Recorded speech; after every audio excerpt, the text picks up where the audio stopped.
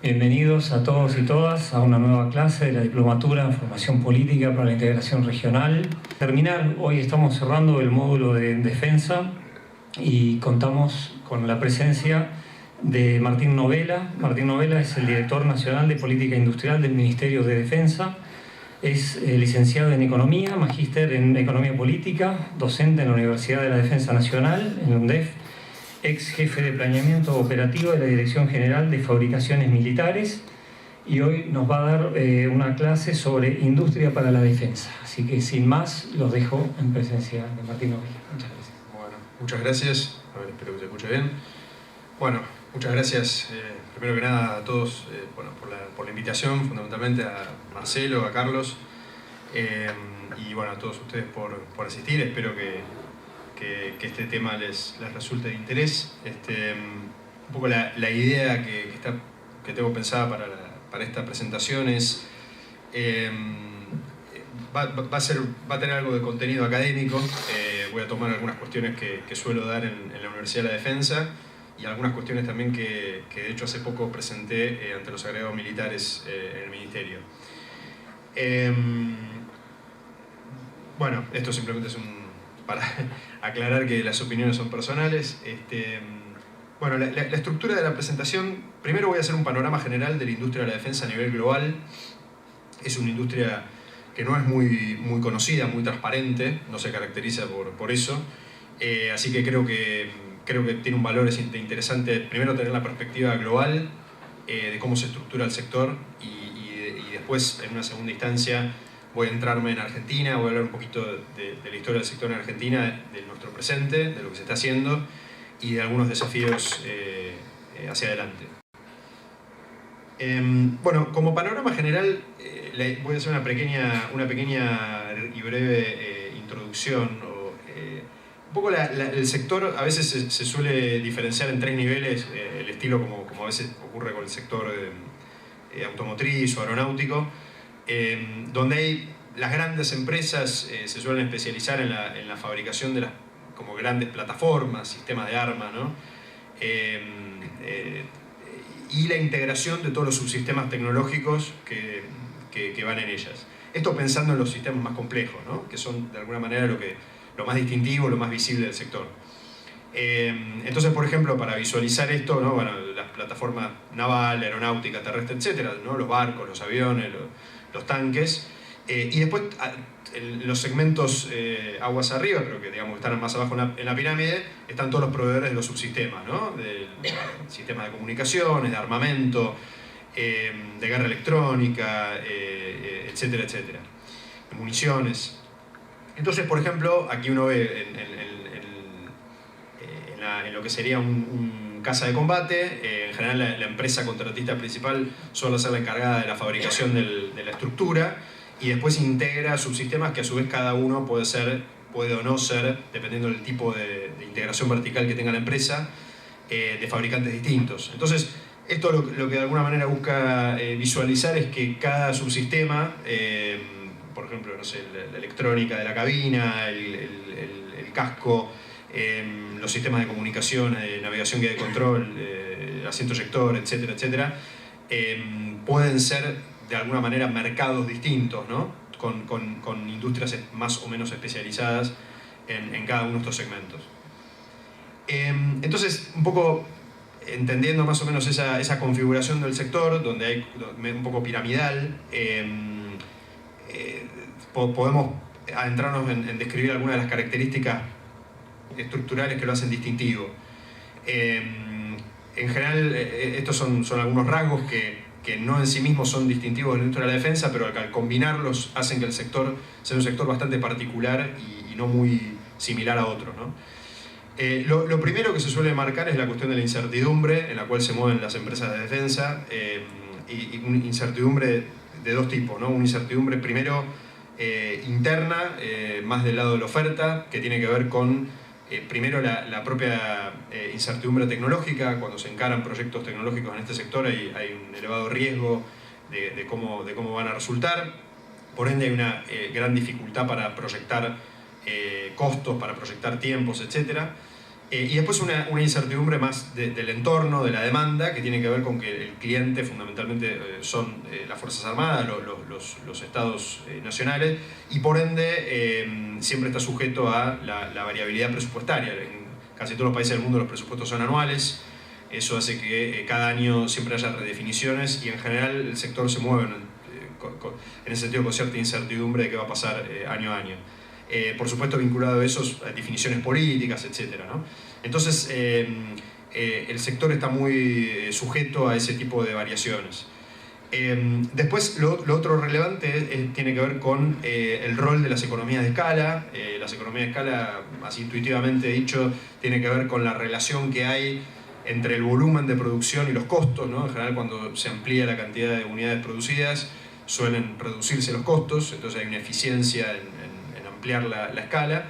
Y después hay dos conceptos un poco hermanos de esto que tienen que ver con las economías de alcance y de aprendizaje. Las economías de alcance tienen que ver con el grado de diversificación de la producción, o sea, cuando uno hace diversos productos que tienen alguna complementariedad entre sí, también suele ser una fuente de reducción de costos. O sea, cuando hago, por ejemplo, las firmas multiproducto, ¿no? Cuando, tipo Unilever, no sé. Hay economías de alcance en la diversificación. Y las economías de aprendizaje tienen que ver con, más intuitivo, con el hecho de repetir y familiarizarse con una tecnología, con determinado sistema productivo, bueno, también la reducción de costos que hay en eso. Esto en este sector en particular, en lo que hace a la fase de investigación y desarrollo, o sea, los costos de investigación y desarrollo son una parte muy importante. Entonces, el conocimiento que tiene la industria de este tipo de tecnologías es muy específico y hace que haya una ventaja, una eficiencia muy grande de estar, mejor dicho, que sea muy difícil, no habiendo tenido ese recorrido previo, ingresar al sector, ¿no es cierto? O sea, es muy importante acá el recorrido y la familiaridad previa con el tipo de tecnologías vinculadas a la defensa, que no suelen ser de acceso sencillo. Entonces, la combinación de estas cuestiones de economía que tienen que ver con el volumen de producción, etc., hacen que haya una eficiencia muy importante de concentrar la producción en pocas unidades productivas, lo cual deriva en que sea un sector en general muy concentrado, o sea, donde hay pocas en general empresas por segmento de producto, por tipo de producto, como veíamos antes. En general suele haber una o dos empresas a nivel nacional, ¿no? Y eso, después un poquito más adelante voy a hablar de eso, pero ha sido una tendencia en los últimos 30 años a profundizarse. Esta creciente concentración en pocos oferentes derivados de esta eficiencia. Así que esto hace que, por ejemplo, cuando hay un contrato de producción, o sea, es difícil que yo tenga, por ejemplo, más de un fabricante de un mismo avión. O sea, si una vez que yo defino cuál va a ser el fabricante del avión, pasa a ser algo equivalente o análogo a lo que sería como un servicio público, ¿no? Donde uno tiene a una concesión, casi como una concesión. Yo de alguna manera ya definí que ese va a ser el fabricante de este avión y en ese sentido las condiciones de negociación de precio son condiciones de negociación como si fueran las de regular un monopolio. O sea, no hay precio de mercado, ¿por qué? Porque no hay posibilidad ya de decir, no, me arrepiento, paso a tener otro proveedor, ¿no? O sea, el costo hundido es muy alto. Entonces, necesariamente, de alguna forma, ya la negociación se da entre el regulador y el concesionario, aunque no se lo llame por esos términos. Y el tercer rasgo distintivo tiene que ver con la concentración de la demanda, lo que se suele referir a monopsonio, o sea, lo contrario al monopolio, el monopsonio, cuando hay un único demandante, que es relativa, porque en realidad, si bien es cierto que son las Fuerzas Armadas el único usuario o el usuario mayoritario de los sistemas de armas más complejos, ¿no? Sacando lo que es armamento ligero, que es poco significativo, en realidad sabemos que las Fuerzas Armadas no son entes monolíticos y que las decisiones de adquisiciones de sistemas de armas no se dan de una forma, no son unipersonales. Entonces son organizaciones complejas y y los estados toman estas decisiones de forma compleja, entonces hay muchos actores que intervienen en el proceso, tanto civiles como militares, lo cual hace que en realidad no sea exactamente un monopolio, porque hay que, a veces las empresas terminan viendo para un mismo sistema un actor del otro lado porque está concentrado en un proveedor, pero los potenciales demandantes son varios, ¿no? Dentro de lo que es la estructura de los ministerios. Pero bueno, la combinación de estos factores, como les decía, hace que sea un sector bastante particular, porque cada uno por separado es cierto que hay otros sectores que tienen estas características, pero esta combinación es bastante particular. Ahora voy a entrar, salgo un poco del abstracto, esto hasta ahora un poco teórico, digamos, y voy a entrar un poco más en demostrar algo de esto que vengo diciendo con la historia y con algunos números. Voy a hablar un poquito primero del lado de la demanda, lo que podríamos decir, o sea, del lado del gasto militar, los estados que son los clientes de este tipo de sistemas. Después voy a hablar un poquito del lado de las empresas y después del comercio internacional al momento. Del lado de la demanda, esto quizás es lo que uno suele ver en los diarios, en la prensa en general, el tema del gasto militar, ¿no? Los países que más gastan, quiénes son, etc.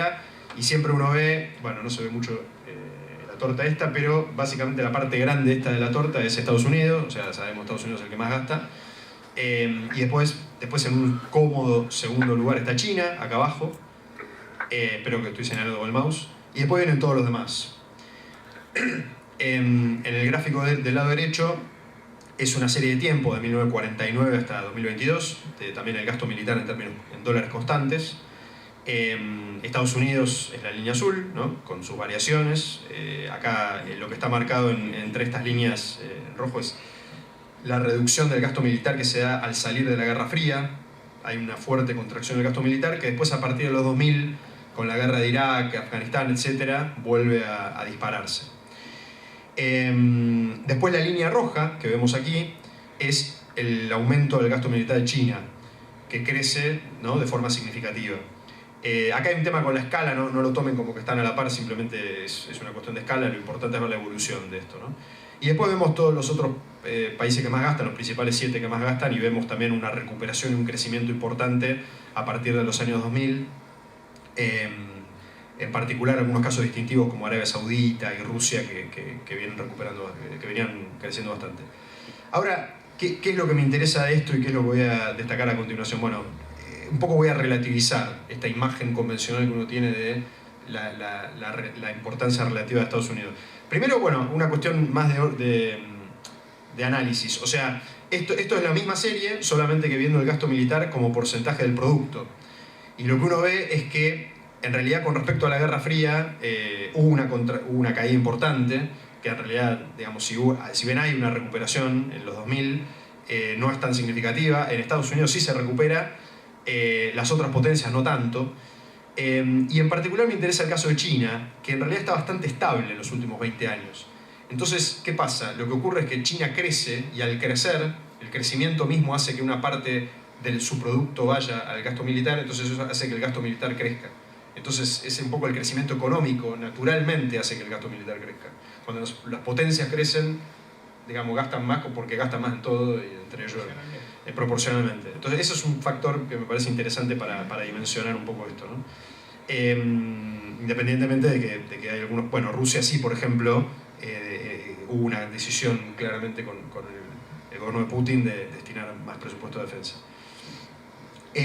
Lo otro que me interesa también acá hacer un pequeño zoom es sacando Estados Unidos y viendo las potencias grandes y medias en comparación, China, India, Rusia, Arabia Saudita, etc. Una observación, por ejemplo, es que lo que podríamos llamar las potencias alineadas tradicionales de la segunda posguerra, las potencias victoriosas de la segunda posguerra, y no en realidad porque también está Alemania, Japón, pero digamos las que uno tiene referenciadas, tienen más o menos en los últimos 35 años niveles de gasto aproximadamente similares, ¿no? Dijimos, bueno, hubo algo de recuperación en los 2000, etc., pero más o menos viene con niveles de gasto similares. Y aparecen nuevos actores que empiezan a liderar el top 10, podríamos decir, y que la superan, ¿no? Como China, la India y Arabia Saudita, como casos interesantes. Rusia siempre fue, ¿no?, uno de los principales gastadores, pero China, India y Arabia Saudita aparecen como actores importantes. Entonces eso es un dato. Y después el otro dato que me parece también interesante es que otras potencias medias como por ahí Israel, Suecia, Turquía, etcétera, Corea del Sur, no puede decir, que gastan significativamente menos en defensa, pero que por ahí tienen también industrias de defensa muy desarrolladas y que en las últimas décadas se han ido desarrollando y sofisticando cada vez más y cuentan hoy con un portafolio de productos bastante importante, incluso son también exportadores importantes de defensa, ¿no?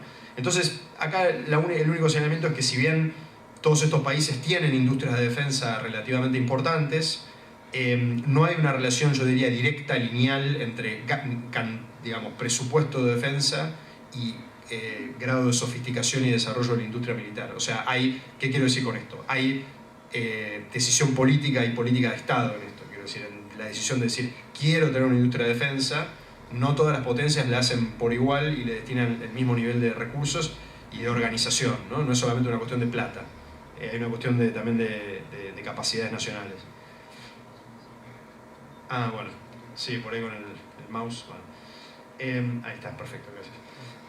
El otro punto que me interesa también destacar para establecer algunas relativizaciones es, bueno, no se ve muy bien el gráfico, pero esto de vuelta es el gasto militar en dólares, el mismo que se veía en la torta antes.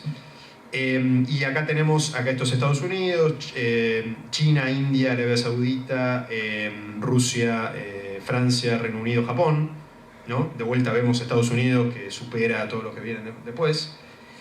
Pero una cuestión metodológica, esto está hecho, este cálculo que uno siempre ve en los diarios, está hecho como en dólares nominales. ¿Qué significa? Que yo agarro el presupuesto en moneda local, lo divido por el tipo de cambio en dólares y me da el valor en dólares. Pero, ¿qué pasa? El poder adquisitivo del presupuesto de cada país con respecto a su propia moneda es distinto. Entonces, cuando yo hago el ajuste por algo que se llama paridad de poder adquisitivo, que es una forma de hacer comparables los presupuestos, digamos, los productos en realidad de cada país, la relación se achica, digamos, la diferencia se achica, porque en su propia moneda, el presupuesto ruso y chino tienen más poder adquisitivo. Entonces eso hace, por ejemplo, que cuando yo sumo ahora, ajustado por poder adquisitivo, el presupuesto de China y de Rusia, es casi idéntico al de Estados Unidos, en paridad de poder adquisitivo. Después hay otras consideraciones que uno puede hacer que tienen que ver con los requerimientos militares de cada país, que son muy distintos, ¿no? Estados Unidos, a su vez, que yo creo que hacen que esta asimetría no sea incluso menor, que tiene que ver con que Estados Unidos tiene que proyectar fuerza en todo el mundo, y ese, digamos, no es el caso de estas otras potencias, etc. Tienen finalidades distintas para su instrumento militar. Pero quiero decir, simplemente es una cuestión, por ahí un poco parece pava, pero que creo que pone un poco también algunas cuestiones en perspectiva, ¿no? Con respecto a yo diría, a lo sensible realmente que es la competencia militar entre las potencias. O sea, no estamos hablando de algo que ya está ganado antes de empezar. Bueno, acá un poquito desde el punto de vista de la oferta, desde el punto de vista de la estructura empresarial. Bueno, digamos, acá se refleja, estos son datos de las principales 20 empresas a nivel mundial en facturación. Acá por país, bueno, se ve que Estados Unidos tiene la mayor parte, después China, que hay estimaciones puntuales, porque no hay datos, no son muy transparentes los datos de China, entonces hay análisis muy puntuales de eso, que yo lo consolidé acá. Después Rusia y después un poco las demás, ahí Reino Unido también tiene, más o menos también tiene 3, 4 empresas. Pero la mayor empresas en facturación en dólares tiene Estados Unidos. Y después aquí es también, ¿no? Estas 20 empresas en facturación, se ve, bueno, Lockheed Martin es la que más factura a nivel mundial, después viene BAE, que es una empresa británica, pero que también tiene una sucursal, una subsidiaria en Estados Unidos muy importante. Bueno, no voy a nombrar una por una, pero son, digamos, empresas de todas estas nacionalidades, ¿no? Pero lo que me interesa destacar acá es, los puntitos verdes lo que muestran es el porcentaje de ventas de esta barrita azul que se destina a ventas de armas, o sea, el grado de dualidad o no que tienen las empresas de defensa. Las que más arriba están son las que están más especializadas en defensa, pero vemos que todas estas que están acá, que tienen por ejemplo menos del 50% de facturación destinada a la venta de armas, es porque son empresas muy duales, o sea que tienen una buena parte de su oferta destinada al sector civil. O sea que hay acá estrategias divergentes, o sea, hay empresas que son muy duales, o sea, que complementan ventas militares con ventas al sector civil, y empresas que están muy especializadas en lo militar. Algunos rasgos comunes que uno puede identificar, bueno, las empresas chinas en general son muy duales. Son empresas que por el rol que juegan digamos, los militares y la industria militar históricamente en China, están muy diversificadas. Algunas de estas empresas participan en el sector de la construcción, fabricación automotriz, electrónica, es como que hacen un poco de todo, aeronáutica, etc. No tanto así en las occidentales está más diferenciado. Y por ejemplo, una empresa como Boeing es muy dual, tiene fuerte es una empresa muy fuerte en el sector civil, y otra competidora directa en el sector aeronáutico militar, que es Lockheed, que son como competencia directa, está muy especializada en lo militar, ¿no? Entonces vemos ahí como una clara divergencia. Después también algo parecido pasa con las empresas navales militares, están muy especializadas en lo naval militar, porque hoy en día China, el sector naval civil, se lo ha morfado a nivel mundial, ¿no? Y son como el principal fabricante, los astilleros navales chinos y bueno, asiáticos en general, diría yo, son los principales fabricantes. Bueno, después algunas, por ejemplo, los fabricantes de misiles obviamente son 100% defensa, ¿no? O sea, no tienen poca dualidad. Otro rasgo notable de este sector, a diferencia de otros sectores, es la presencia de empresas estatales. Independientemente del tipo de país, del modelo económico, etc., todavía es un sector donde el Estado tiene fuerte presencia, incluso en Occidente. Hay empresas con algún grado de participación estatal o donde el Estado tiene alguna participación accionaria estratégica, ¿no? en sus campeones nacionales. O sea, en Europa, uno ve esto, Francia, ¿cómo se llama? Italia, España, etc., tienen participación estatal, pero bueno, después obviamente China, Arabia Saudita, etcétera, todas estas. Y vemos también que no importa el grado de desarrollo, digamos, en términos de defensa, también, ¿no? es transversal. Bueno, después, ahora voy a mencionar algunos rasgos significativos de las transformaciones del sector de los últimos 30 años. El sector, como está configurado hoy, básicamente es un resultado de las transformaciones que experimenta en la década del 90. O sea, es como que un poco el panorama que tiene hoy es bastante similar al resultante de ese proceso. Hay un episodio bastante característico, así casi anecdótico, que se da a principios de la década del 90, donde el ministro de Defensa de Clinton convoca a los CEOs de las principales empresas de defensa a una cena en el Pentágono y les anuncia que de ahora en adelante iban a tener que reconvertirse y ajustarse, y que el Estado los iba a apoyar en ese proceso. ¿Por qué? Porque la torta no iba a ser tan grande para todos, y estaba, digamos, a partir de la caída de la Unión Soviética ya la lógica del sector no iba a ser la misma. Entonces, a raíz de eso, en las empresas hay una fuerte concentración, que ahora en un ratito voy a mostrarles gráficamente, incluso el Estado lo apoya financieramente eso, y regulatoriamente no haciendo cumplir las normas de defensa de la competencia que impiden la formación de monopolios, o sea, autorizan la formación de monopolios conscientemente, ¿no? Eso es algo que hoy en día está en crisis, después voy a mencionar, pero eso se da activamente. Entonces, de la mano de esa consolidación, o sea, ¿qué pasa? O sea, caen los presupuestos, hay, que un poco también se ve en el gráfico, ¿no? Hay una contracción del presupuesto, de repente hay mucha capacidad ociosa, empresas que ya no son sostenibles, las grandes empiezan a comerse todo, a comprar todo lo que hay, ajustar, el sector se contrae, y hay una búsqueda de salir a conquistar mercados externos para hacer sostenible el sector. O sea, básicamente dice, bueno, hay que compensar en parte la menor demanda local saliendo a exportar, ¿no? y a penetrar el mercado de exportación. Entonces, también empresas americanas compran muchas empresas o participación en empresas europeas, pero lo mismo pasa en otro nivel, en el tercer mundo, podríamos decir, en el mundo en desarrollo. O sea, las empresas de las potencias empiezan como a comprar empresas que se iban privatizando, además en la década del 90, ¿no? Ubiquemos históricamente la globalización, las privatizaciones, etcétera, en todos lados. Entonces empiezan también a penetrar estos mercados.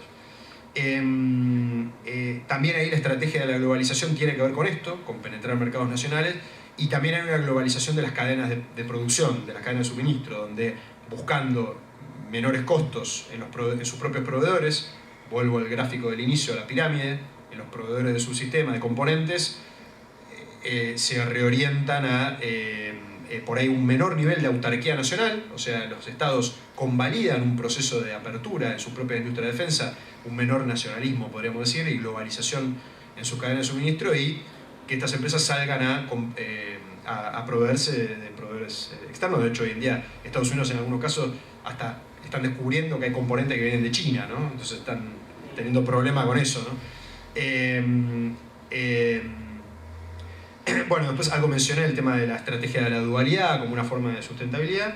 Y después lo otro interesante es la cuestión de la corporativización, que tiene que ver con que hay como un proceso bastante también global de creciente asimilación, o sea, de funcionamiento de estas empresas o industrias, mejor dicho, industrias, a algo parecido a una empresa. En el caso, a ver, quiero decir, en el caso donde no había empresas literalmente, sino que había fábricas militares o arsenales militares, se transformaron en empresas. Por ejemplo, China, a comienzos de los 90, hace que sus fábricas militares sean corporaciones estatales, pero con la forma de una corporación, de una empresa.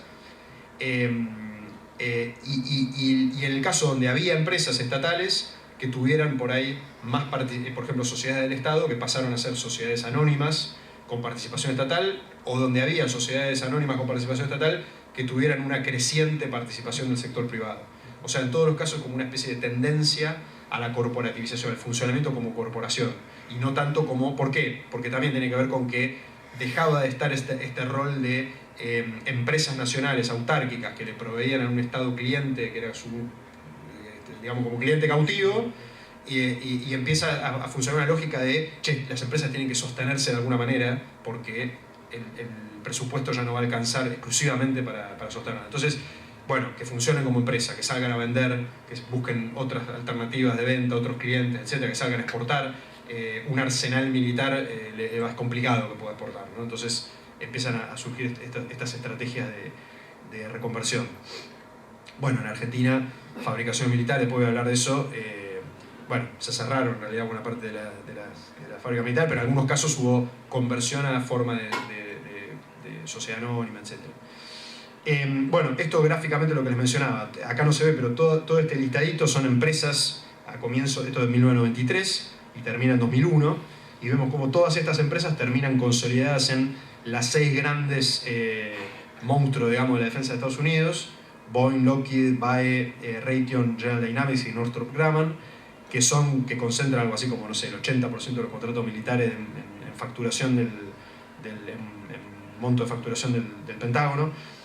Pero un proceso similar se da también en Europa, donde también son pocas los grandes, digamos, campeones nacionales: Thales, Naval Group, Dassault, Reino Unido, BAE es el principal por lejos, Alemania con Rheinmetall, bueno.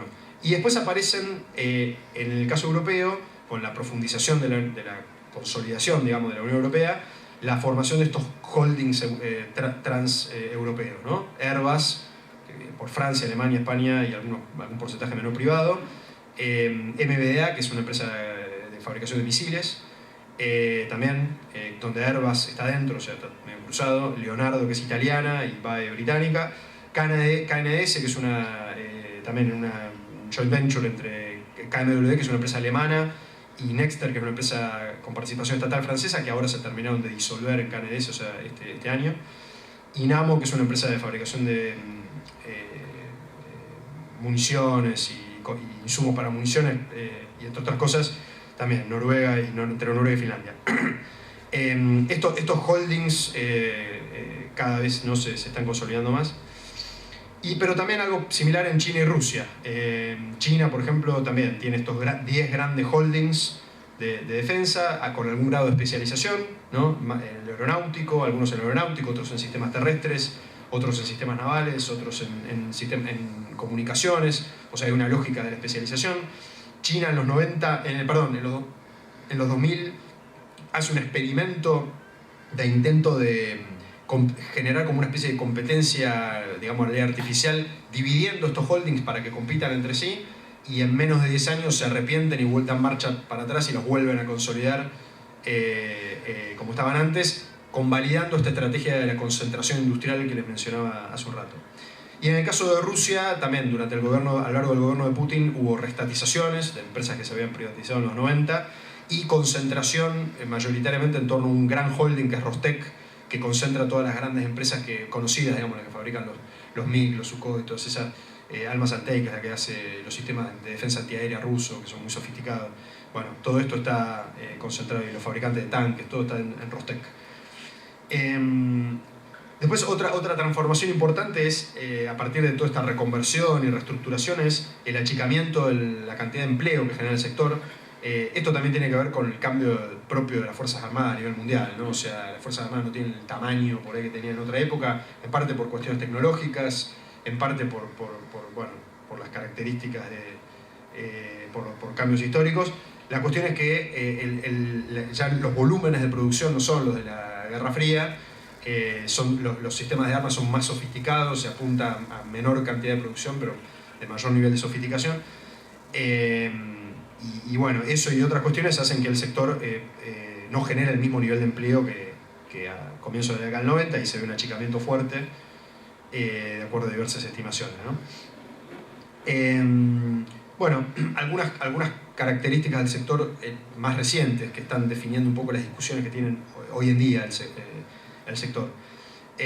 Por un lado, quizás uno de los cambios más distintivos a partir de los 90 es el rol diverso que juega el sector con relación al progreso tecnológico, como dinamizador del avance tecnológico.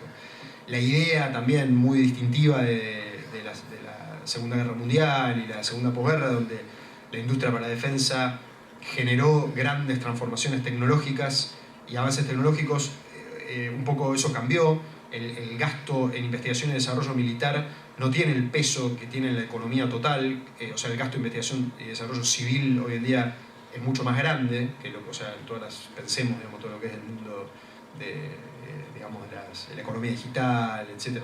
Hoy en día las empresas más grandes del mundo son empresas vinculadas a la economía digital, y que dedican una parte importante de sus ingresos a la investigación y desarrollo.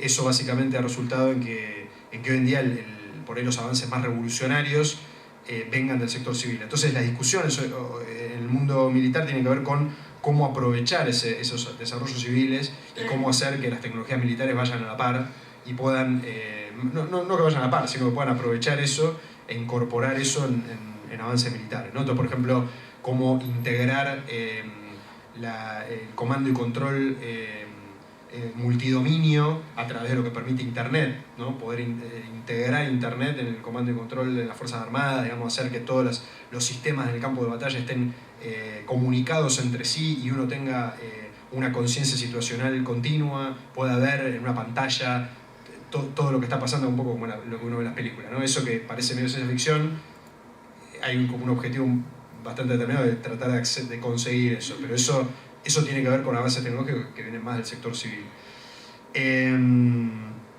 Bueno, de la mano de eso hay políticas activas tanto en el mundo, bueno, en China como en Estados Unidos, y en China le llaman fusión civil-militar, en Estados Unidos están reformando su sistema de adquisiciones ya desde hace algunos años, pero es una reforma continua.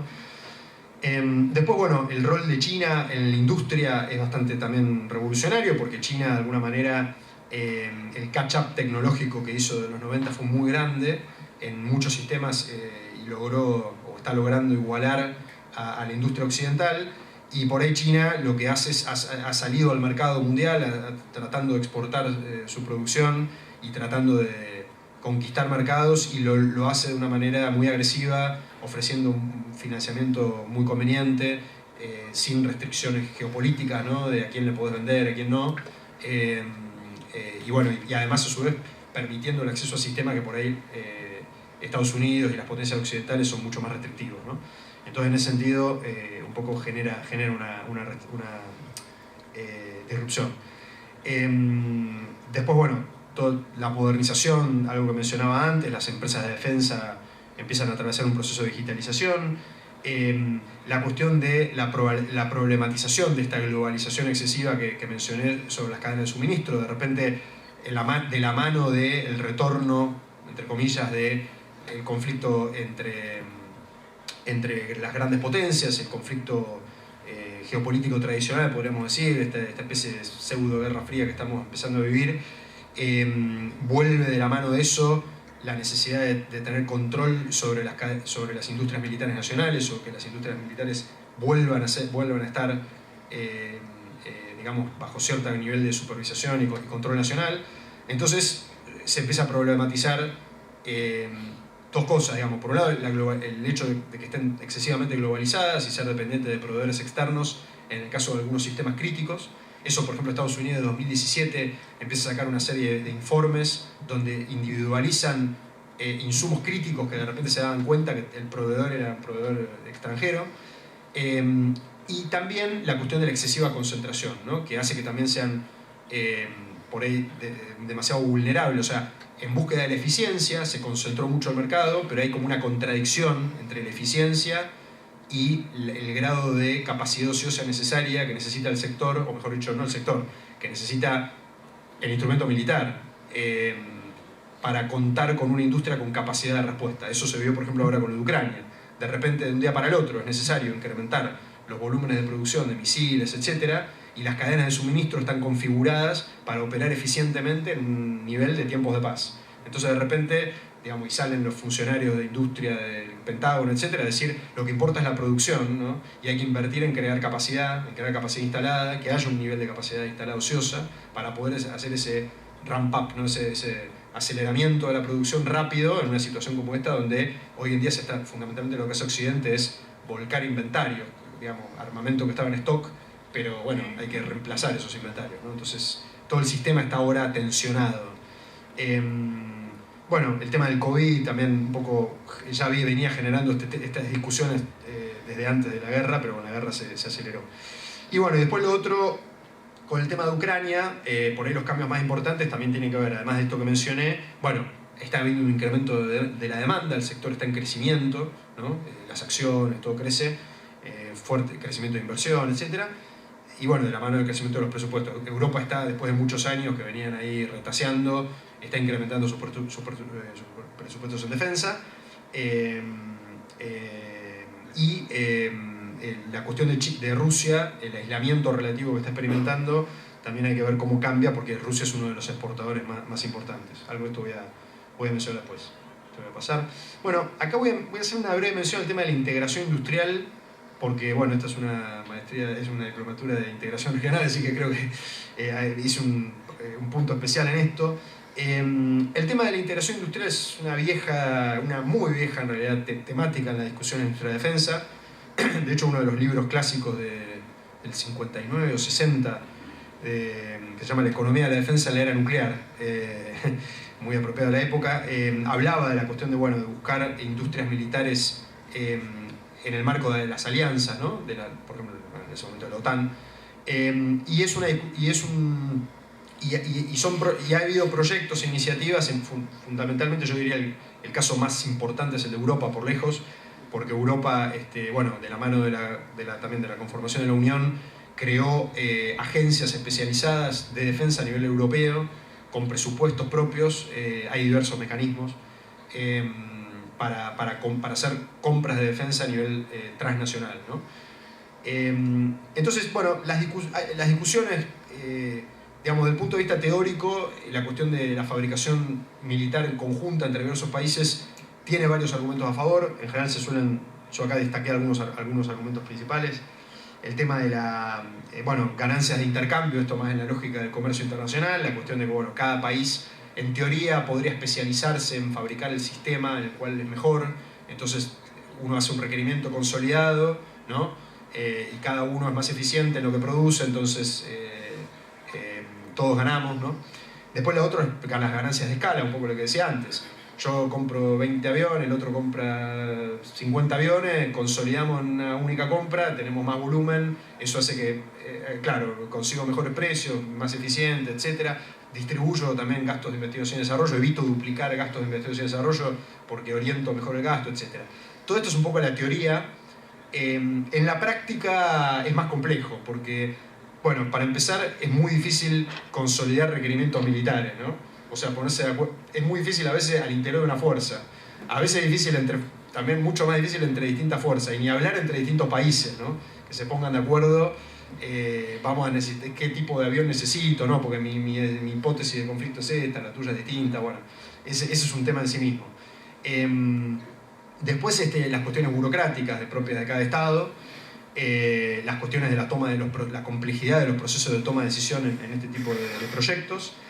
Y bueno, todo esto hace que... y después hay una cuestión lógica también, que es que cuando uno entra en un proyecto transnacional de defensa, el objetivo lógico es, bueno, yo quiero que mi industria participe de esto. O sea, yo quiero que mi industria participe lo más posible. Entonces empiezan las disputas de, no, pero yo también quiero una línea de ensamble, o una línea de fabricación final, o yo también quiero fabricar los componentes más estratégicos, más tecnológicamente avanzados de este sistema. Entonces, por ahí termina habiendo las duplicaciones que en teoría se iban a evitar, terminás teniendo esas duplicaciones, ¿no?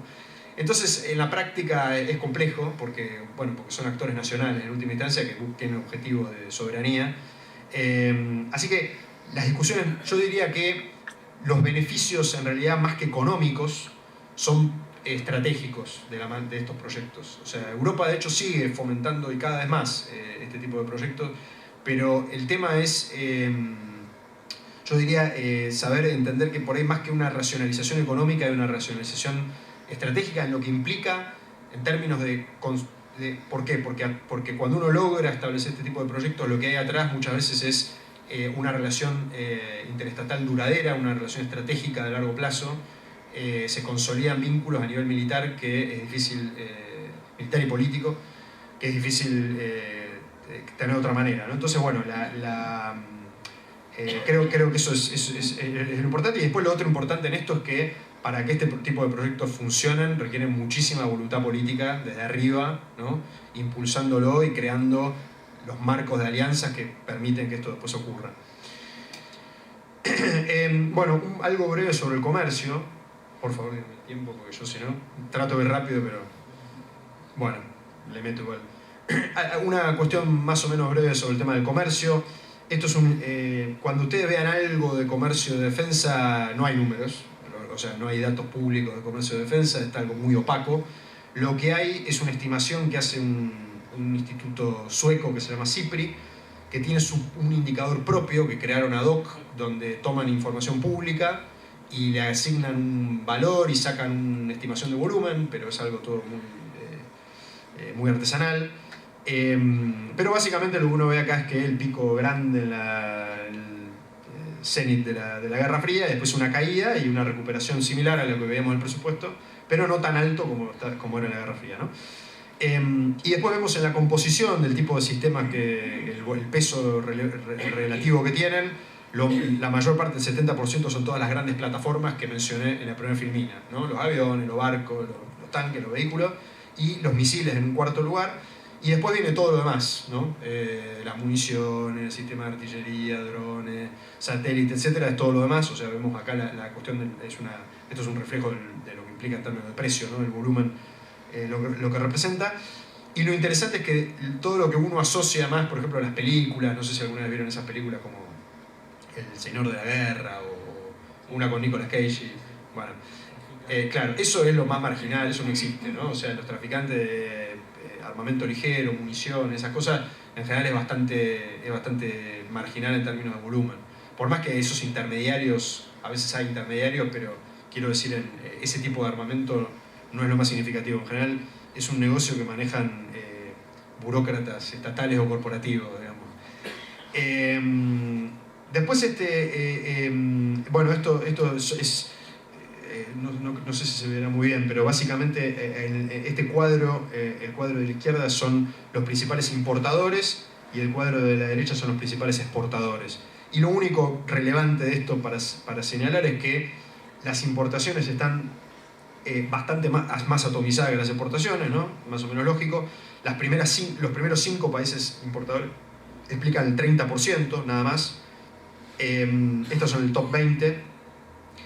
Acá interesante, China y Arabia Saudita en los últimos 20 años entran entre los primeros 5, ¿no? Aparecen como grandes, como un mercado importante, ¿no? de armas a nivel mundial. China, si bien sigue estando ahí arriba, esto es la suma de los últimos 20 años. China, si bien sigue estando acá arriba, hay que decir que en los últimos 10 años bajó bastante. O sea, ¿por qué? Porque hay un proceso de industrialización militar importante, entonces de la mano de eso, si bien sigue siendo un gran importador, importa mucho menos que hace 20 años, pero aparece como un actor relevante. Arabia Saudita también, ¿no? La India ya desde siempre fue un gran importador de armamento. Y después, bueno, el resto de las potencias. Y si uno ve los exportadores, es bastante distinto. Rusia y Estados Unidos son como más del 50% entre sí, solamente esos dos países, y los primeros 5 son el 75%. O sea, y ahí vemos a Francia, Alemania, China, Reino Unido, digamos, un poco las potencias, digamos, tradicionales de la posguerra, siguen siendo los principales jugadores. Bueno, ahí China aparece también entre los principales exportadores. En principio, robándole mucho mercado a Rusia, China, ¿no? Muchos países africanos, sudeste asiático, Asia Central, donde Rusia eran sus principales mercados, entre China, bueno, Medio Oriente, entre China disputándole muchos de esos mercados. Bueno, otra cuestión que uno podría decir bastante intuitiva: el comercio internacional de armamento está altamente regulado y es complejo. Durante buena parte de la Guerra Fría había una organización a nivel occidental, el Comité de Coordinación y Control Multilateral de Exportaciones, que eso desaparece al terminar la Guerra Fría y aparecen un montón de acuerdos bilaterales, multilaterales, donde participan distintos países en cada uno, pero son los que regulan para distintos, bueno, el régimen de control de tecnología misilística, el grupo de proveedores nucleares para todo lo que es tecnología nuclear, el acuerdo de Wassenaar y el grupo Australia son los principales, y después hay un montón de otros organismos que regulan diversos tipos de tecnología vinculadas a lo armamentístico, pero estas son las más importantes, ¿no? Después, otro rasgo distintivo del comercio internacional de armamento: como los estados, como los principales clientes son estados, entonces para exportar defensa es muy importante que haya que juegue algún rol el estado exportador, ¿no? Entonces los estados tienen organizaciones que se dedican a promover sus exportaciones de defensa, o sea, intermediar entre su industria nacional de la defensa, que puede ser en muchos casos privada, y los estados clientes, que son destino de esas exportaciones. Entonces, muchos países también de distinto tipo de modelo económico, no importa acá, tienen organizaciones, a veces son empresas mismas estatales o corporaciones, entidades así, Estados Unidos también lo tiene, que intermedian y que facilitan ¿por qué? Para hacer acuerdos Estado-Estado y a través del marco de vínculos políticos, etc., y generar facilidades y facilitar el acceso de las propias industrias a otros clientes estatales. Bueno, estos son los datos acá lo puse para rematar las importaciones de Argentina de los últimos también. Este gráfico del 50 hasta ahora. Vemos también un pico alrededor de la época de la Guerra de Malvinas, ¿no?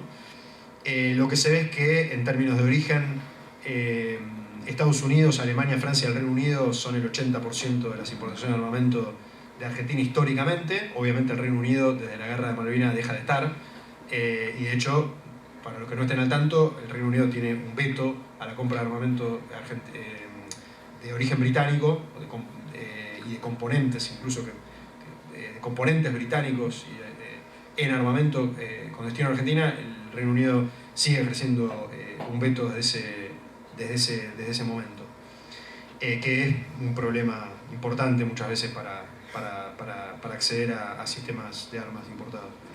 En los últimos 10 años, acá destaqué, bueno, Estados Unidos sigue siendo el principal proveedor. Después Francia, fundamentalmente por la importación de algunos sistemas puntuales, las OPV, son los patrulleros oceánicos en los últimos años, los Superintendant. Después Canadá con algunas cosas puntuales, motores, etc. Rusia con unos helicópteros, pero lo fuerte sigue estando en mucho material aeronáutico hay acá que provee Estados Unidos. Israel, yo diría que también, lo que pasa es que no aparece por una cuestión de plazo. En los últimos años también Israel con el tema del TAM y otros proyectos que voy a mencionar después. Bueno, hasta aquí un poco el panorama global. Creo que me parecía interesante dar una mirada global como para más o menos ubicarnos en el sector antes de entrar en las particularidades de Argentina. Espero estar bien. Perfecto. Voy a hacer un repaso más o menos breve de esto. Bueno, esto siempre lo muestro, es un poco la historia de la industria armamentística argentina. Vemos lo que fue, digamos, fabricación militares llegó a ser uno de los grupos empresarios más importantes del país, era, digamos, controlante de Somisa, de los polos petroquímicos, etc. Ya, fabricación militar fue un motor acá en Argentina del desarrollo de la industria minera, de la industria siderúrgica y de la industria petroquímica, en una lógica de integración vertical que iba desde el mineral hasta el cañón y la munición. Después, bueno, a nivel naval, el astillero Río Santiago y el Domén García, con el proyecto de fabricación de submarina, y la fábrica militar de aviones, que también tiene una larga trayectoria de fabricación de aeronaves. Esta es un poco una línea de tiempo en ese sentido. La industria cobra un fuerte impulso en la década del 20 con una ley que dispara la compra de equipamiento para la instalación de fábricas militares en Argentina, la compra en Europa. A lo largo de la década del 30 se empiezan a crear todas estas fábricas militares. Después, en el 41, Sabio logra la aprobación de la ley que crea fabricación militar, que consolidaba todas esas fábricas dentro de la Dirección General, y a su vez fabricación militares empieza a crear empresas mixtas y otras empresas como Somisa, etc. Fabricaciones mismas nunca siendo realmente una empresa, ¿no? Era una Dirección General, pero que tenía empresas bajo su control. Y Sabio de alguna manera le da una impronta modernizadora, y Sabio habla de la cuestión nos habla de nociones, digamos, que diríamos el taylorismo, esas cosas, ¿no? Justamente porque eran fábricas militares que por ahí no estaban acostumbradas a la lógica de la producción industrial eficiente, y bueno, parte de la impronta modernizadora de Sabio tenía que ver con eso, con decir, che, hay que producir en condiciones de eficiencia, etc. Acá lo que vemos es que durante todo este periodo hay una expansión no lineal, porque con altibajos, pero hay una tendencia al crecimiento. En la década del 70 hay grandes proyectos, grandes inversiones y proyectos de transferencia con mucha transferencia de tecnología, de la mano de la fabricación de aeronaves, del Pampa, la fabricación del tanque argentino mediano, la fabricación del submarino, de las MECO, todos estos proyectos con empresas alemanas en su gran mayoría, y con fuerte inversión para la fabricación, para el ensamble de la fabricación. O sea, eran proyectos con ingeniería alemana, pero donde el ensamble final era en Argentina y donde había desarrollo de proveedores nacionales. Después, en la década del 90, con la ley de reforma del Estado y las privatizaciones, hay una destrucción de capacidades enorme. Se privatizan o cierran, en realidad, buena parte de estas instalaciones. Y el caso, la fábrica militar de aviones pasa a ser concesionada por la Lockheed Martin.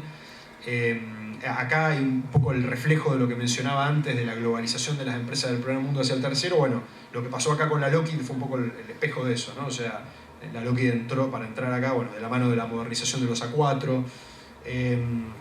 Y después, con la crisis de 2001 en adelante, hay un proceso de reestatización y recuperación de lo que quedaba, ¿no? de todo esto, fundamentalmente el caso de Tandanor y la creación del CINAR, la consolidación del Tandanor y lo que era el Domén García, que ahora se llama Storni, la recuperación de la fábrica de aviones como Fábrica Argentina de Aviones, Brigada San Martín, y finalmente con el retorno de fabricaciones militares a la órbita del Ministerio de Defensa, que durante más de 20 años estuvo primero en economía, sujeta a privatización, después con las explosiones de Río Tercero, el proceso de privatización queda ahí trunco, etc. Y finalmente en 2013 vuelve a la órbita de defensa. Esto es una serie larga de la evolución del presupuesto de defensa en Argentina, que en realidad no está en ningún lado, es una reconstrucción que hice yo, pero un poco de forma artesanal. Lo que vemos es un pico en a mediados de la década del 40. Después, otro pico alrededor de la época de Malvinas. Después una fuerte caída. Digamos, el gasto en defensa, sabemos que en Argentina no es lo que debería ser. Creo que hay un consenso de que el gasto en defensa debería ser mayor. A pesar de que, en los últimos años tenemos la novedad importante del FONDEF, que voy a hablar ahora voy a entrar un poquito más en detalle, pero digamos, los requerimientos de inversión en materia de equipamiento militar son significativos y en ese sentido tenemos que recuperar con respecto por lo menos a lo que son nuestros pares en la región. Este es un poco un mapa de lo que es la industria, el ecosistema, digamos, la industria de defensa hoy en Argentina. tiene un componente estatal destacado, que son las empresas que nombré recién, FADEA, la fábrica de aviones, fabricaciones militares, Tandanor, el astillero Tandanor y Coviara. Coviara es una empresa de construcción de vivienda de la Armada, pero bueno, que también participan en proyectos de obra civil para toda la jurisdicción. Estas son las empresas que dependen del Ministerio de Defensa. Después hay un conjunto de empresas estatales que no dependen de defensa, pero que son proveedoras para la defensa o que tienen capacidades duales, capacidades de utilidad para la defensa. La más importante es INVAP, la empresa quizás de defensa más tecnológica y más relevante que tiene Argentina, en todo lo que hace a la fabricación de radares civiles, pero también militares, y también con capacidades en otros sistemas de guerra electrónica, de vigilancia, etc. INVAP, es una empresa muy, muy importante, como saben. Después también en el sector satelital, ¿no? INVAP, si bien hoy en día no tenemos todavía satélites militares, pero es un objetivo tenerlos y está en la Directiva de Política Militar. Bueno, INVAP claramente tiene un rol estratégico ahí para jugar.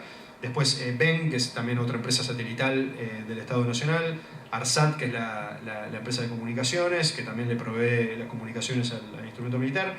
El astillero Río Santiago, histórico, que bueno, hoy en día está en control de la provincia de Buenos Aires. Y IMSA, que es una empresa de alguna manera nueva en este ecosistema. IMSA, Industrias Pescarmona, en su momento pasó a estar bajo control estatal hace un par de años, y es una empresa con capacidades de metalmecánica de precisión muy importantes a nivel nacional, únicas, muy estratégicas, y que de la mano de algunos proyectos puntuales con la jurisdicción, en particular el proyecto de modernización del TAM, del tanque argentino mediano, pasa a ser un actor estratégico y además con mucho potencial en diversos proyectos con la jurisdicción. Después hay un conglomerado de empresas privadas, pymes. Acá un rasgo distintivo es que hay yo diría una simetría muy grande, porque tenemos empresas estatales bastante grandes en personal, en facturación,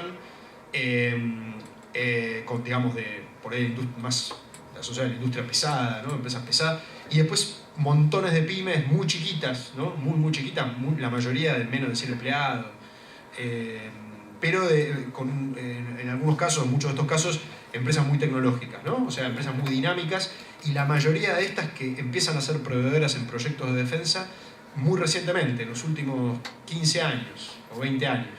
O sea, podríamos decir que son entrantes, ¿no? Nuevos jugadores que se acercan a la jurisdicción de la mano de algunos proyectos. Muchas de estas empresas son empresas también proveedoras de algunas de estas empresas, o sea, muchas son empresas que participan del sector aeronáutico y satelital, ¿no? Que están en la CARAE, que es la Cámara de la Industria Aeronáutica y Satelital, en carácter de proveedor, entonces que de alguna manera son duales. Eso también es otro rasgo. La mayoría o casi todas estas empresas, ninguna son proveedoras solamente de la jurisdicción defensa, la mayoría tiene otra actividad o sea, provee a otros sectores y también son proveedores de la defensa.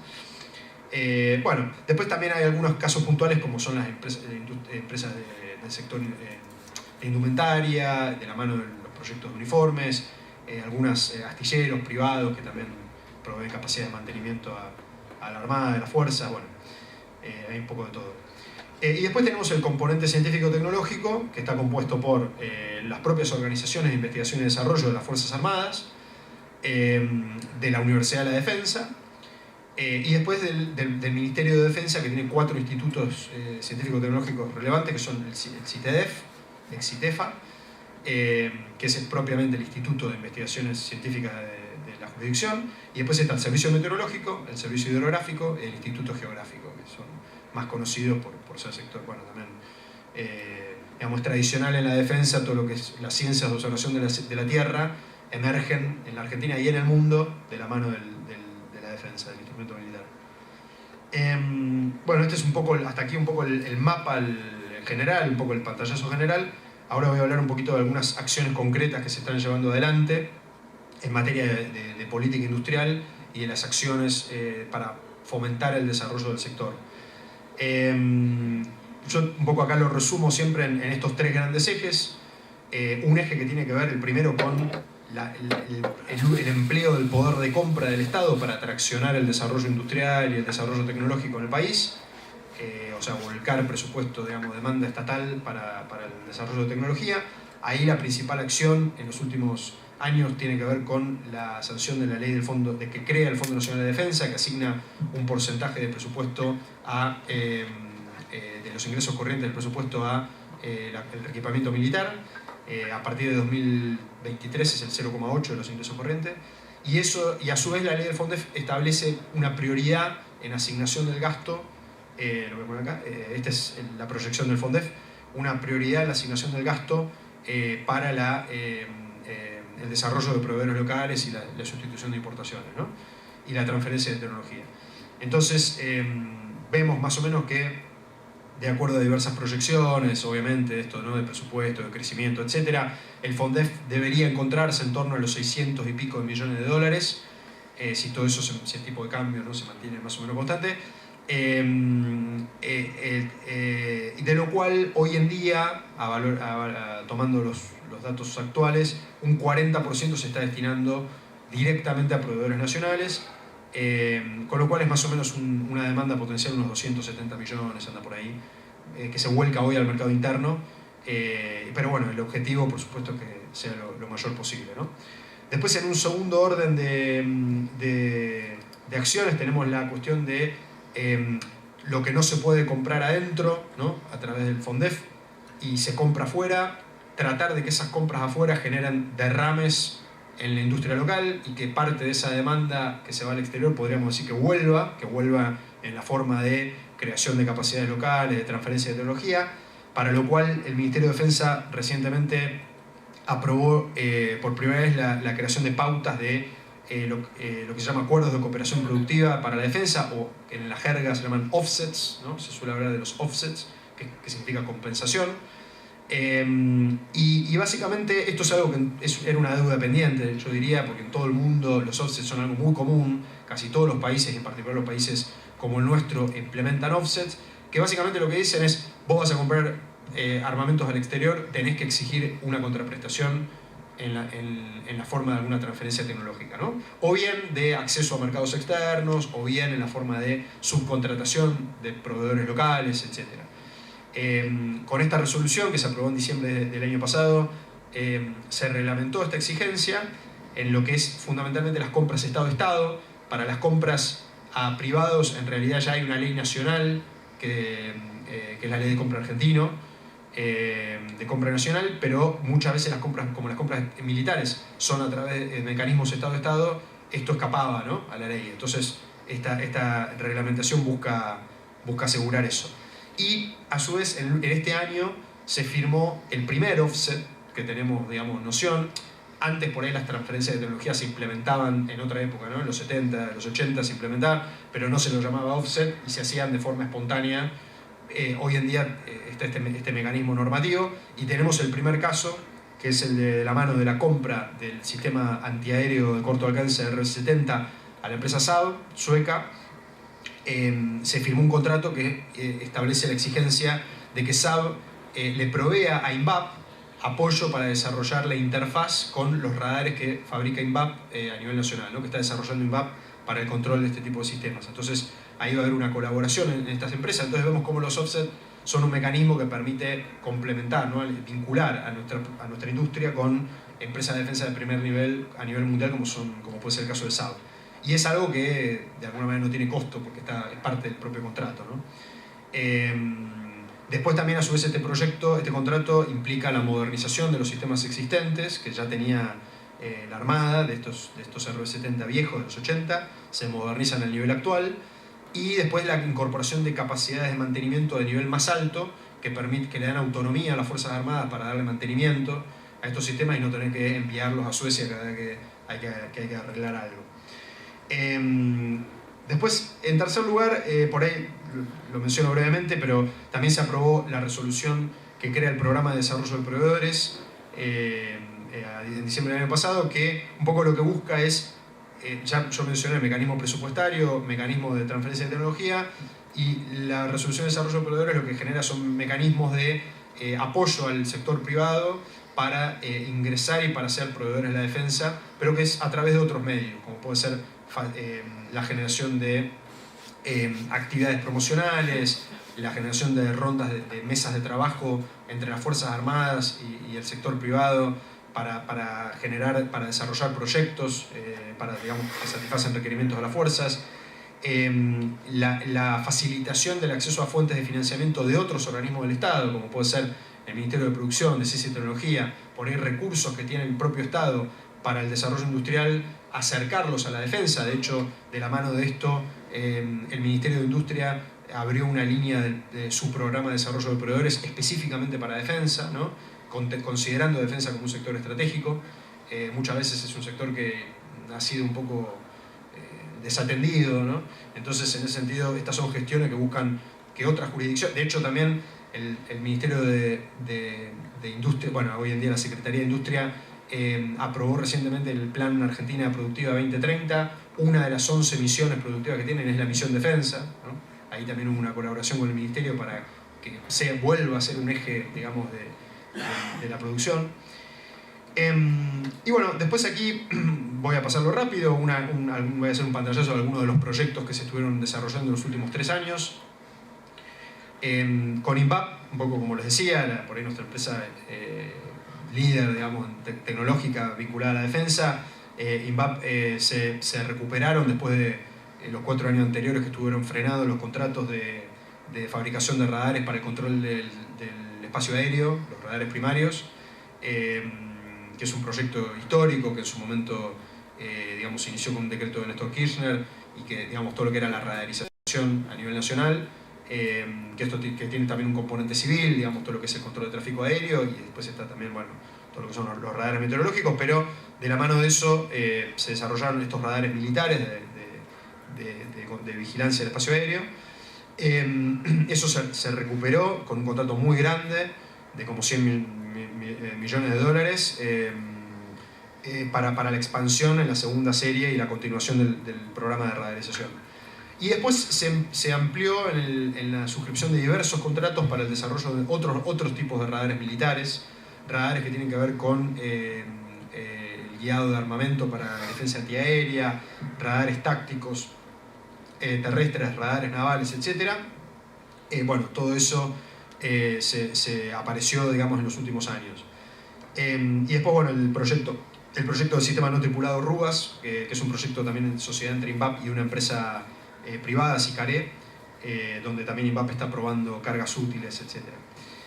Después, bueno, con FADEA, la fábrica de aviones, se recuperó también, que estaba parada digamos, había producción en FADEA de los Pampa, de los aviones el entrenador avanzado Pampa, el IA-63 Pampa.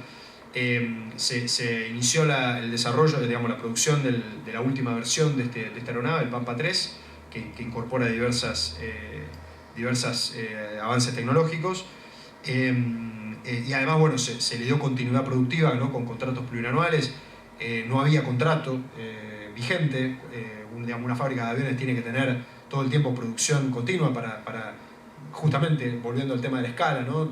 Digamos, tener volumen de producción para reducir costos, etc. No había contrato vigente. Bueno, esto le dio un impulso a la fabricación de aeronaves, y de la mano de eso a muchos de esos proveedores que les mostraba antes, que son proveedores de los subsistemas del Pampa, ¿no? A su vez, estos contratos prevén un programa que tiene FADEA de sustitución de componentes locales, ¿no? O sea, sustitución de componentes que se importaban al exterior con proveedores locales. También implican el desarrollo del simulador del Pampa, la integración de armamento, de sistemas de vigilancia, para que el Pampa tenga también alguna capacidad de ataque ligero, de vigilancia.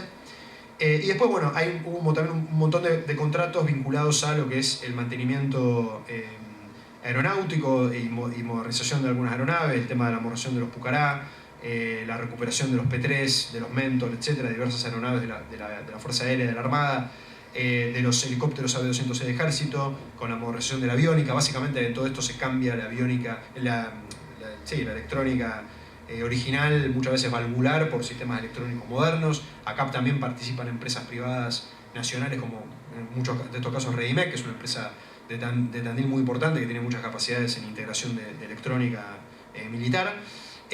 Y se inició un nuevo proyecto de fabricación de una nueva aeronave, que es el entrenador primario IA-100 Malvina, que es este que está acá. que es bueno, un nuevo proyecto de fabricación en FADEA, que también está traccionando a pymes locales. Y bueno, es un proyecto que se espera que tenga, si bien cumple con especificaciones militares para entrenamiento de pilotos militares, se espera que tenga también un mercado civil más adelante, un mercado de exportación. De hecho, hay ya algunos países como Uruguay y Paraguay manifestaron interés en comprarlo. Después, bueno, Tandanor, se desarrollaron varios montones de contratos vinculados a modernización y mantenimiento de embarcaciones de la Armada.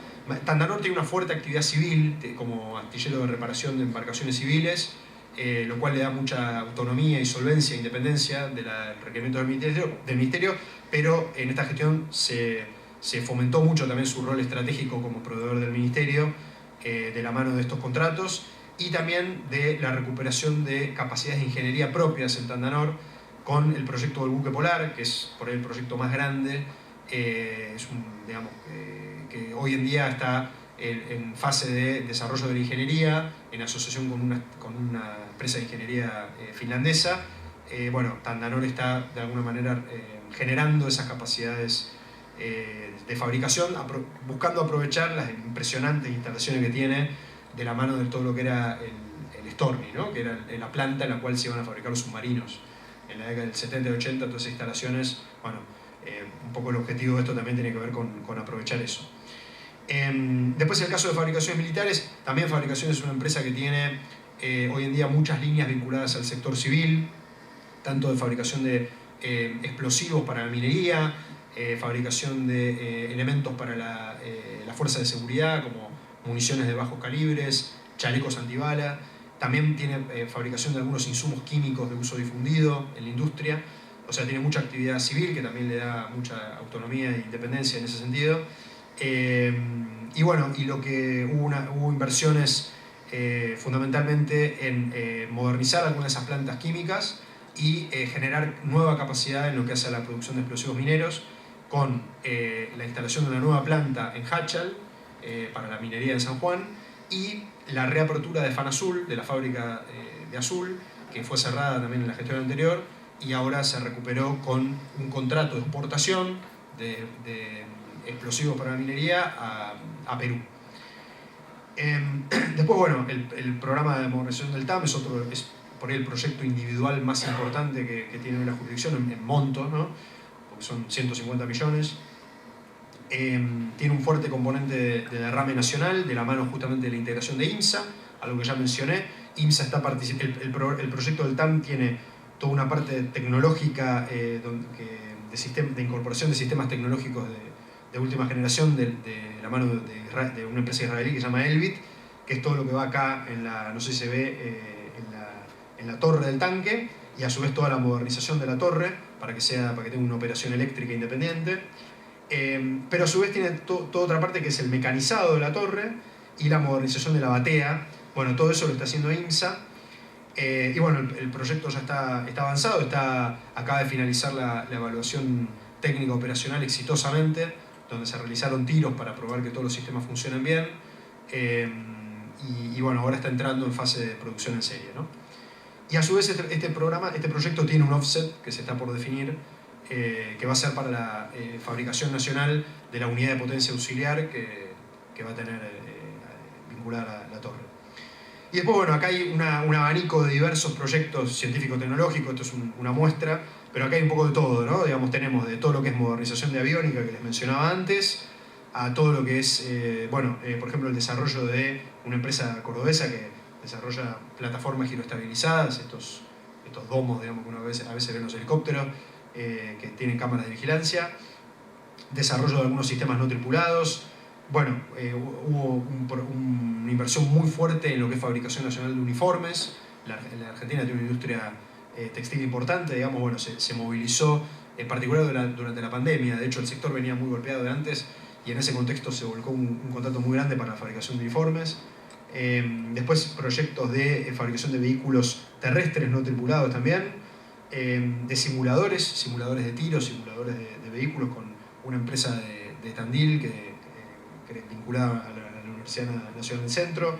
También la fabricación de algunos paneles solares para despliegue, digamos, en el terreno, que le dé independencia al medio militar. Fabricación de cascos balísticos, bueno, esto de cocina de campaña también con empresas de metalmecánica nacionales, también de puestos de comando para comunicaciones. Y bueno, de acá todo lo que mencioné ya un poco antes de sustitución de componentes aeronáuticos. Pero bueno, hay otros proyectos también, pero esto es una muestra donde tenemos también a muchos de empresas privadas, ¿no? Y empresas, todos estos son proyectos recientes. Así que bueno, esto es un poco el panorama general, como 5 minutos, bueno. No voy a abrir ninguna cosa grande, entonces voy a tratar de... A ver, no quiero entrar en una cosa muy grande, pero simplemente por ahí destacar que, bueno, a ver, el sector de defensa, por ahí una discusión, digamos, muchos países buscan desarrollar su industria de defensa. Creo que el objetivo principal en general tiene que ver con una cuestión de soberanía, una cuestión de soberanía tecnológica fundamentalmente y estratégica vinculada a la defensa, para dotar de autonomía al instrumento militar, de dotarlo de autonomía en algunas cuestiones estratégicas, pero también es una forma de, como mencioné antes también, de desarrollar vinculaciones con otros estados, vinculaciones estratégicas.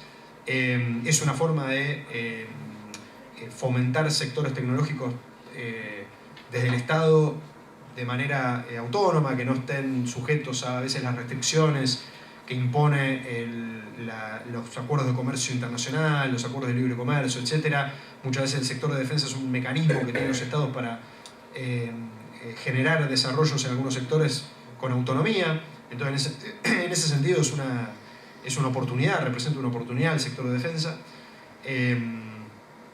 También como instrumento de la política exterior, ¿no? Digamos, permite este tipo de vinculaciones con otros estados y a su vez genera capacidades que uno puede volcar en el marco de alianzas y en el marco de relaciones con países aliados.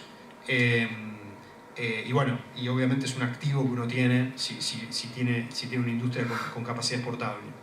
Y después un punto que siempre me interesa destacar, que es que yo creo que la industria de defensa le da sustentabilidad y legitimidad a la política de defensa. Muchas veces la sociedad no entiende, digamos, o no le da la suficiente relevancia a la importancia de sostener la política de defensa en el tiempo como política de Estado, y a veces tener un actor industrial nacional le permite a la sociedad ver un beneficio directo derivado de eso, ¿no? O sea, y es a su vez una fuente de legitimidad para el sector.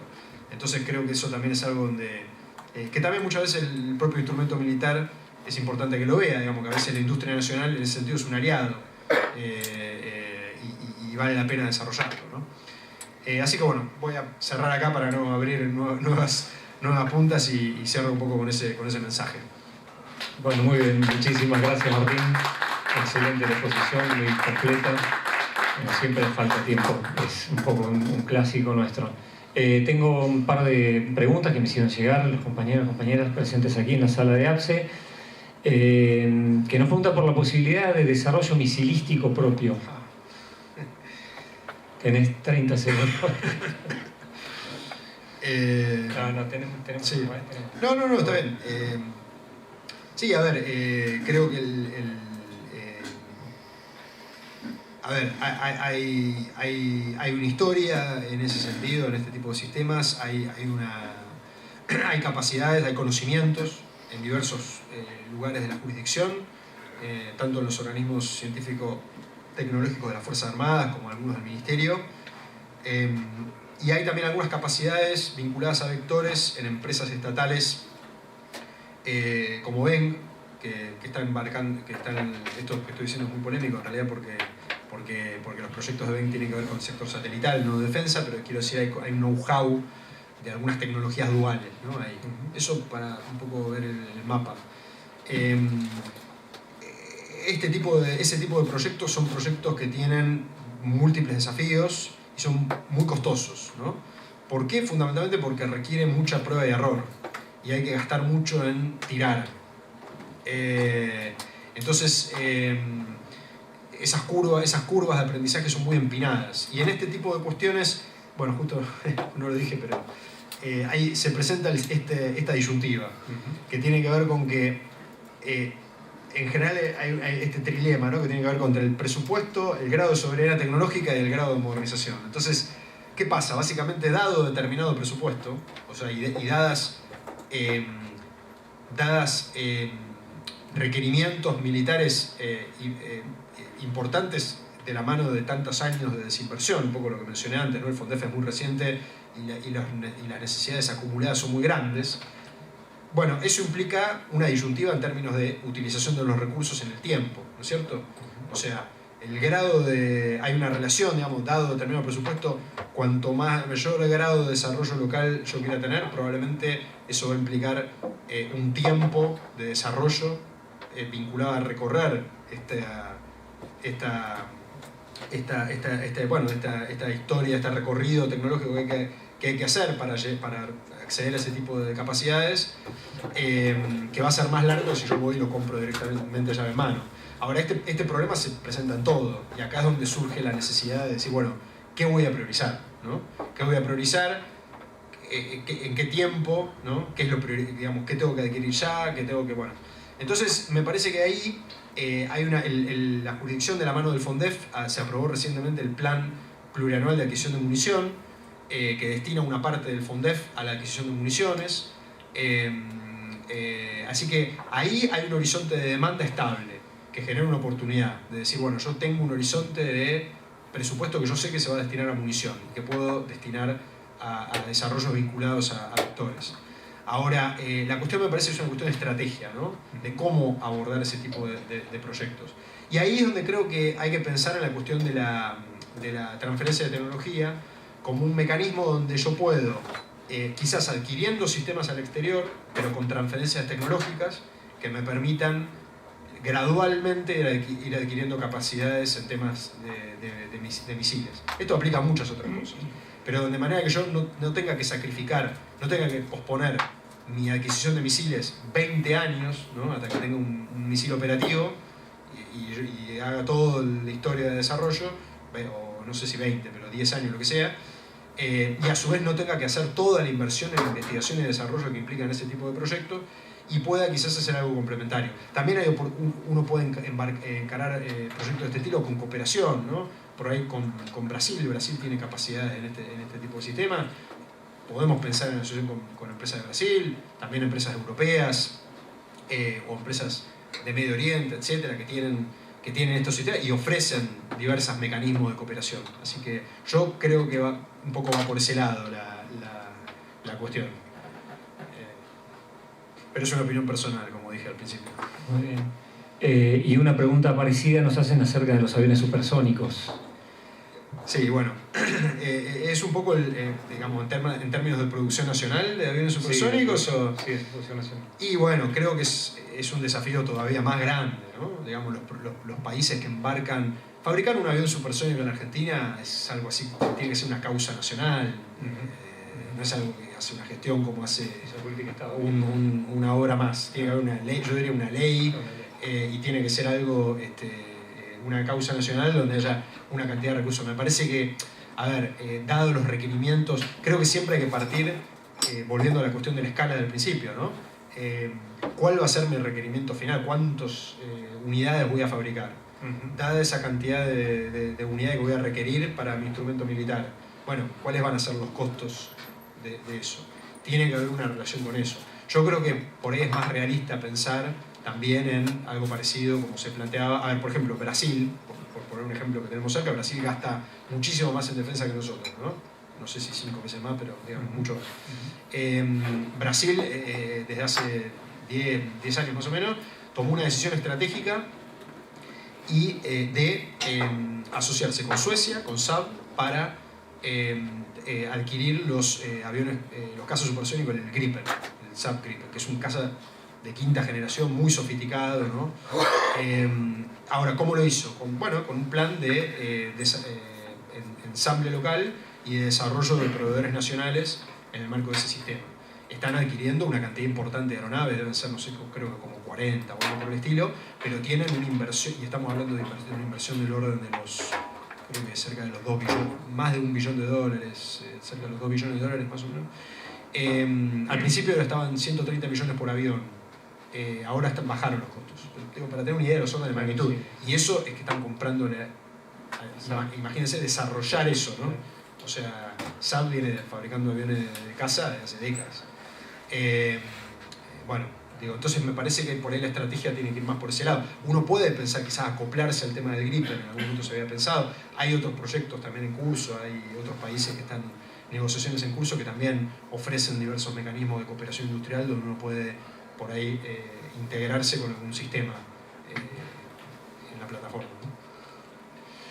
¿Se puede hablar de porcentajes totales de participación nacional y extranjera en la fabricación militaria? Así, grosso modo, hay un número general, más o menos, de la dependencia, digo, que tenemos nosotros de otros países para la producción nuestra. No, la verdad que no sé si hay... Porque está muy por área, sí. ¿no es cierto? O sea, está muy diversificado por área. Por ahí lo más claro, lo que pasa es que cada sistema, cada elemento es muy distinto. Por ahí yo ahí un poco el dato que teníamos en los últimos años, tomando lo que se destina al FONDEF, vemos que más o menos un 40% de eso son proveedores nacionales. Eso no considera después cuán globalizada está la cadena de proveedores aguas arriba, ¿no? Porque después obviamente toda producción tiene algún componente importado, pero bueno, depende mucho de lo que estemos hablando. Pero muchas veces también hay que ver qué es lo relevante ahí, porque a veces se le asigna mucho valor al porcentaje en términos de monto y hay cosas que quizás no son tan estratégicas, y es más estratégico dominar alguna tecnología digamos, electrónica, más sofisticada, que en sí el peso, digamos, total. Total en el volumen fabricado. O sea que hay que ver también un poco qué es lo importante cuando uno ve esos números. Bueno, muy bien, perfecto. Muchísimas gracias, Martín. Muchas gracias. Con esta conferencia, damos por cerrado el módulo de defensa.